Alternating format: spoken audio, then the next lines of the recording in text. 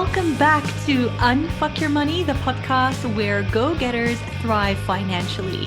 Have you ever noticed that most people know what they should be doing financially? They know that they should be saving more, spending less, paying off their debt, invest, budget, and stop emotional spending. Well, so why don't they?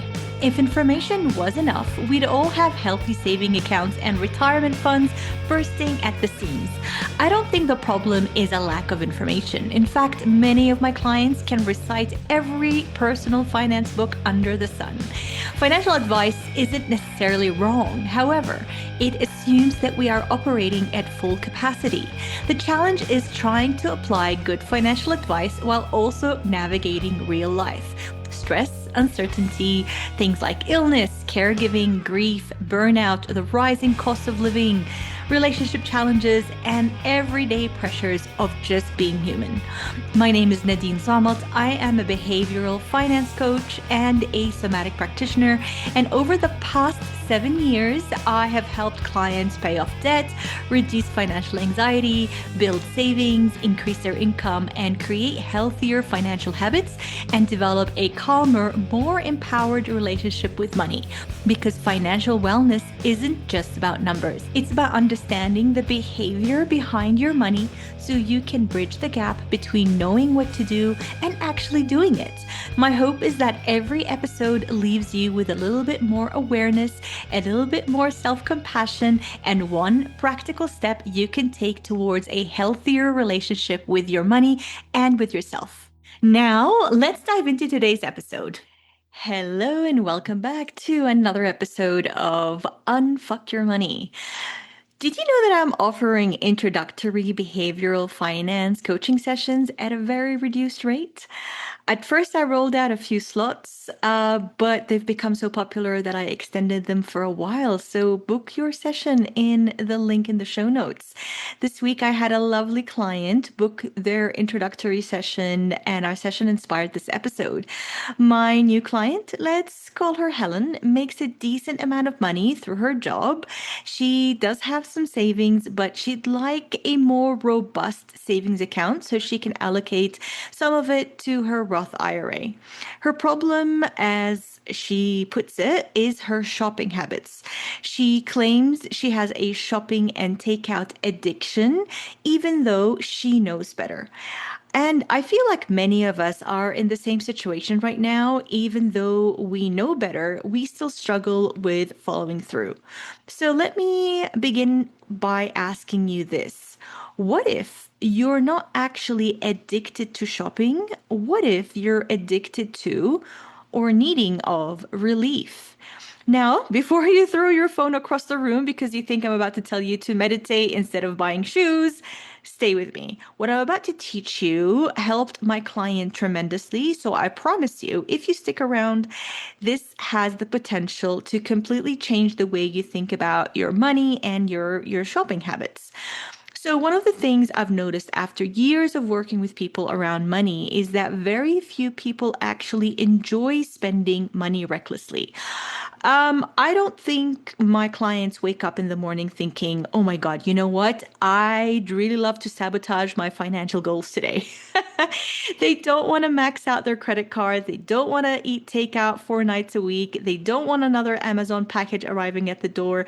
They don't want to keep vaping, scrolling, drinking, online shopping, or buying things they don't need. In fact, most of them feel guilty afterwards. So if they don't actually want the thing, why do they keep doing it? That's why I don't think we have a spending problem or a shopping addiction. I think what we have is a relief problem. Life as we once knew it has shifted incredibly, and the stressors keep stressing, and we're all maxed out emotionally, financially, and even physically. So let's zoom out for just a second. Think about your own life right now. You're working, you're caring for your children, maybe you're caring for a pet or an aging parent, maybe you're supporting a partner, maybe you're grieving, maybe you're trying to grow a business, maybe you hate your job but it pays well, maybe you're navigating health issues, maybe you're simply trying to survive in a world that has become incredibly expensive and incredibly noisy. I'm trying to say here is you're carrying so much, and your nervous system is constantly asking one simple question. How do I feel better? Not forever, just for the next 5 minutes, please. That's where money becomes really interesting because money can buy relief. We're not talking about if money can buy happiness or not. We're talking about relief here because shopping gives us a little hit of excitement. Takeout gives us relief from making another decision. Wine gives us relief from a stressful day. Scrolling gives us relief from having to think. Vaping gives us relief from uncomfortable emotions. And booking a holiday gives us relief. Sorry, we're in America. Booking a vacation gives us relief because now we have something to look forward to. Even saving money can sometimes be about relief. It makes us feel safe.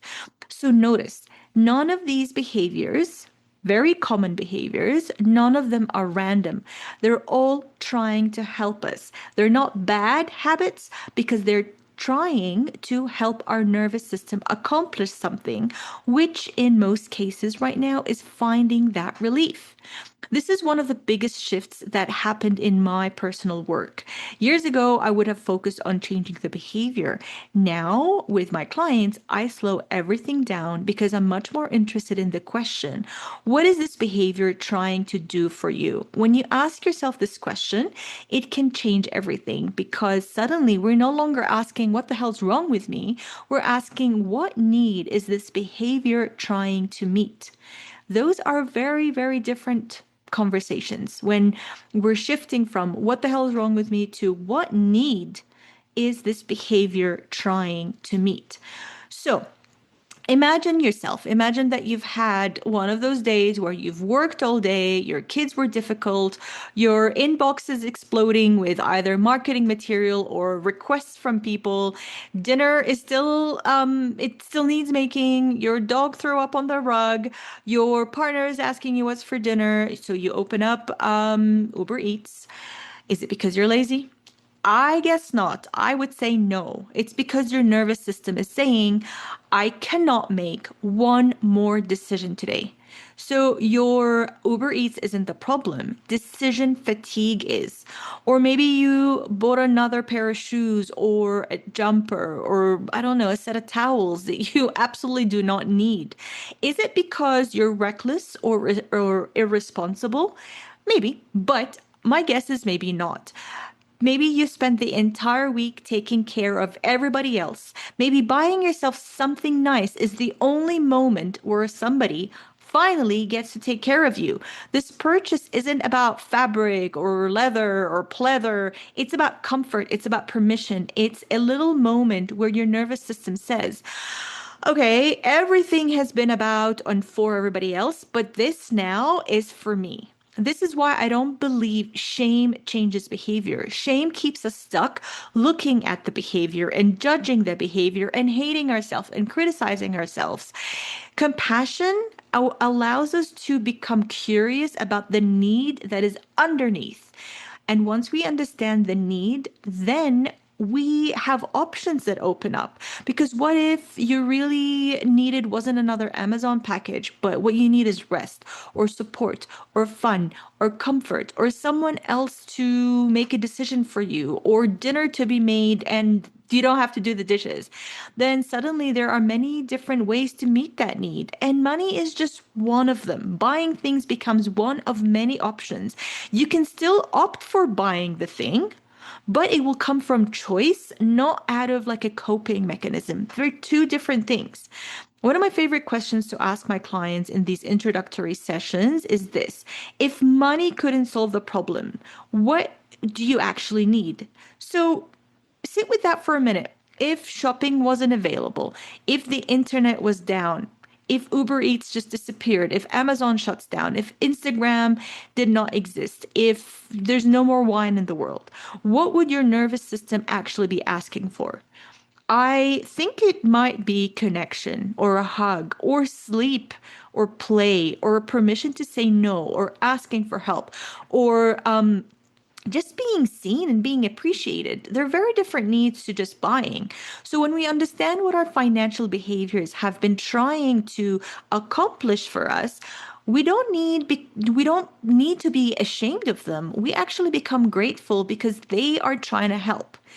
Maybe not in the most effective way, but they're trying. That's awareness. That then after that awareness, after that compassionate awareness, we get courage. The courage to stay with the discomfort long enough to ask, is there any other way I can care for myself today? Because changing behavioral or changing a financial behavior is not about becoming more disciplined. It's about expanding our capacity to meet our needs in ways that actually leave us feel nourished instead of depleted. That's what creates that lasting change. So, this week, instead of asking yourself, why the hell did I do this again? Please try to ask yourself, what kind of relief was I looking for? Maybe you weren't looking to purchase something, you were looking for peace. Maybe you didn't actually need that takeout, you were looking for one less decision. Maybe you weren't looking for another delivery or another night of a pizza dinner. Maybe you're feeling like you're looking to feel cared for. If you ask yourself this with compassionate awareness, the answer not only will surprise you, but it's going to give you so much more information about what it is that you're lacking, what it is that you need. And for me these days, what has been lacking is sleep. Every time I find myself on an app or wanting to buy something, I actually ask myself these questions that I'm inviting you to ask. And the answer is always, I need to go to bed early. This has been my case these days. So I have been very unashamedly taking myself to bed at 7:30 p.m. like the chooks. We say that in Arabic, زي الدجاج, like the chooks. And I just go to bed early. And it's been really relieving, and I'm feeling like my capacity has increased, not tremendously because I am under a lot of pressure, but I'm feeling like I have more capacity. I'm more creative. I'm more present with my loved ones. I am acting on impulses way less. I have more capacity to put this space between the urge and action. Okay. So this is what happens when we give ourselves what we need. And if you've been listening and recognizing yourself in these patterns, but you're not sure how to apply them to your own story, that is exactly what we do in coaching. We slow things down, we get curious instead of judgmental, and figure out what your financial habits have been trying to do for you all along. I have to say that these things are not easy to do on our own. We do need somebody that is experienced, somebody that meets your nervous system where it's at, because sometimes we're a little bit too ambitious. If your nervous system is stuck in freeze and you want to be doing something, you have to meet it where it's at, and that's why I'm here. So once we understand where your nervous system is at, what the behaviors are, then we can begin to change them one small step at a time. So until next time, please take very good care of yourself, and remember that sometimes what looks like a shopping addiction or a spending problem is really a human or a nervous system that is trying to find a little love, a little care, a hug, or some relief. Thank you so much for hanging out with me today, and I will see you next week on Unfuck Your Money.